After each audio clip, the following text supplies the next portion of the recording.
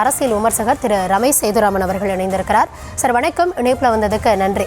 இந்த திமுக காங்கிரஸ் இடையே அந்த விரிசல் அப்படின்றது தான் கடந்த சில வாரங்களாகவே இந்த தொகுதி பங்கீட்டில் நீடிக்கக்கூடிய குழப்பத்தால் பேசப்பட்டு வந்தது.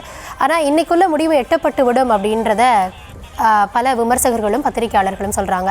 முதற்கட்ட பார்வை என்ன அப்படின்றத பகிர்ந்து கொள்ள. இன்னைக்கு எட்டி ஆக வேண்டிய நிலைமையில இருக்காங்க. அது இருக்கிறார்கள் இல்லை என்பதுல ரெண்டுத்திலுமே ஏதாவது ஒண்ணு தெரிஞ்சாக வேண்டிய ஒரு நிலைமை இருக்காங்க. அப்படின்னு மேலிடம் வரை சென்று அந்த உத்தரவு வந்துருச்சு அப்படின்னாக்க அப்புறம் பயணிக்கிறதுங்கிறது இப்போ நம்ம கடந்த முறை மாதிரி பயணிப்பாங்க. ஆனா அதுவுமே உடஞ்ச கண்ணாடி ஒட்ட வைக்க முடியுமாங்கிற மாதிரி தேர்தலில் எந்த அளவுக்கு சப்போர்ட் கொடுப்பாங்க அப்படிங்கிறது ஒரு கேள்வி.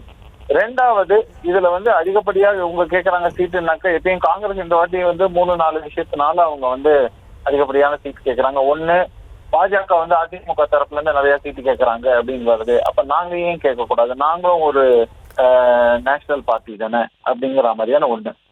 ரெண்டாவது முக்கியமான விஷயம் எம்எல்ஏ எம்பி சீட்டு அதே மாதிரி கூடுதலா என்ன ஒதுக்கீடு பழைய, அதாவது இதுல ரெண்டு இருக்கு. ஒண்ணு ஓல்டு ஸ்கூல் ஆஃப் தாட், இதுல ப. சிதம்பரம் போன்ற தலைவர்கள் மற்றும் பழைய ஜெனரேஷனை சேர்ந்த தலைவர்கள்லாம் அவங்களுக்கு என்னன்னா இப்படியே சேஃபா ஓட்டிட்டு போயிடலாம், நமக்கு எம்பி சீட்டு இதெல்லாம் கிடைச்சா போதும், அதனால அப்படிங்கிற மாதிரி. ஆனா தொண்டர்களிடையே ஒரு இதுல என்ன இருக்குன்னாக்கா எப்பவுமே நாங்க உழைத்து கொண்டே இருக்கணும். ஆனா ஒரு சிலருக்கு மட்டும் எம்பி சீட்டுகள் கொடுக்கப்படுது, லிமிட்டடா நீங்க எம்எல்ஏ சீட்டு கொடுக்குறீங்க, அதுலயும் பாரபட்சம் காட்டப்படுகிறது. அப்படிலாம் இருக்கும்போது அப்ப பார்ட்டியும் வளர்றது இல்லை, என்னதான் ஃபியூச்சர் பிளான்ன்ற மாதிரியான ஒன்று. இது ஒரு பக்கம். இன்னொரு பக்கம் அதே அவங்க என்ன நினைக்கிறாங்கன்னா, ஒருவேளை ஒரு புதுசா இப்போ பாஜக திமுக தரப்பு பக்கம் போக முடியாது, அது போக முடியாத ஒரு சூழல் இருக்கும்போது ஆல்டர்னேட்டிவ் என்னங்கும்போது ரொம்ப நாள் கழிச்சு ஒரு ஆல்டர்னேட்டிவ்னு ஒரு விஜய்னு ஒரு போஸ்ட் வரும்போது அவரால் ஓரளவுக்கு கணிசமான ஓட்டுகளை பெற முடியும்னா அவங்க கூட சேர்ந்து வரும்போது இந்த தங்களுக்குன்னு இவ்வளவு ஓட்டு இது அதிகமா இருக்குன்னு ஒரு ப்ரொஜெக்ட் பண்ற, ஒரு பிம்பத்தை ப்ரொஜெக்ட் பண்றதுக்கு ஒரு பாசிபிலிட்டி இருக்கு அவங்களுக்கு, காங்கிரஸுக்கு.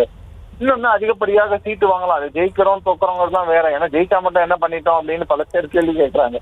ஸோ அப்படின்னால நீங்க ஒரு மைனர் அலையன்ஸ் மெம்பரா இருக்கும்போது எப்படி இருந்தாலும் உங்களுக்கு ஆட்சியில எல்லாம் அதிகாரத்துல பங்கு கிடையாதுன்னு சொல்றாங்க. அப்போ எங்களுக்கும் பிரயோஜனமும் இல்லைங்கும் போது ஜெயிச்சா என்ன தோத்தா என்ன, அட்லீஸ்ட் நம்ம நின்று அடுத்தது நம்ம கட்சியை பொசிஷனை ஸ்ட்ரெங்தன் பண்ணிக்கலாம். அதே மாதிரி நமக்கு ஒரு ஆல்டர்னேட்டிவ கிரியேட் பண்ணலாம். இதன் மூலமா நம்மளோட அரசியல்ல இந்த தமிழகத்தை பொறுத்தவரை நம்மளோட இம்பார்ட்டன்ஸை நிலைநிறுத்திக் கொள்ளலாம்னு ஒரு சிலர் நினைக்கிறாங்க. ஸோ இந்த மாதிரி தான் அவங்களுக்குள்ள இந்த இருக்கிற ஒரு முரண் ரெண்டு தரப்புக்குள்ள ஓடிட்டு இருக்கு. இது எந்த அளவுக்கு போகலாம் அப்படின்னு யோசிக்கிறாங்கன்னாக்கா, ஒருவேளை இது காங்கிரஸே பிளவுபடுமா அப்படின்னு இருக்கக்கூடிய பழைய ஓல்ட் ஸ்கூல் ஆஃப் தாட் தலைவர்கள் எல்லாரும் இல்ல நாங்க சென்ட்ரல் லீடர்ஷிப் இல்ல புதுசா தான் போகணும்னு சொல்றாங்க, புது பார்ட்டி கூட அந்த மாதிரி சொல்றாங்க அப்படின்னாக்க, இல்ல நாங்க தனியா நாங்களே ஒண்ணு இது ஆரம்பிச்சு நாங்க எலெக்ஷனை ஃபேஸ் பண்றோம்ன்ற மாதிரி ஏதாவது பண்ண போறாங்களா தங்களுடைய சுயநலத்துக்காக.